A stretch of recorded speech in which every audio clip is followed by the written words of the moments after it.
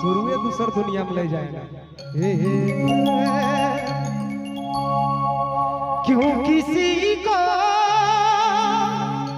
वफा के बदले वफा नहीं मिलती। देखो प्रेम बड़ा अटूट बंधन होएला, जेके सच्चा दिल से हो जाएला नहीं तो भुला के बहुत साल लगेला, और नहीं तो जिंदगी भर कांदे पड़ेला। अरे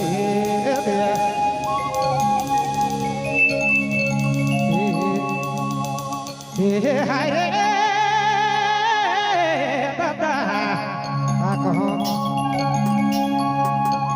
हो रे झुमेला मोरा गुतारे ई भुलालो से भुला देनी पारोना, भुला देनी पारोना रे झुलेला झुलेला मोरा गुतारे।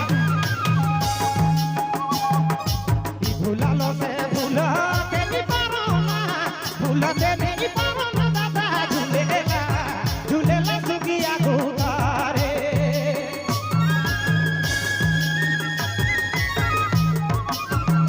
सब्सक्राइब करें हमारे YouTube चैनल को और सुने मस्त मस्त नागपुरी गाना।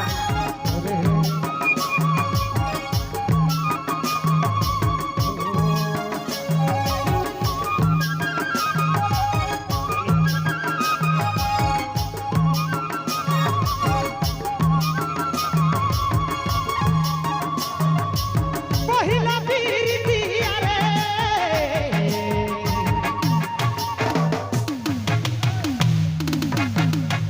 पहिला पीरितिया पहिला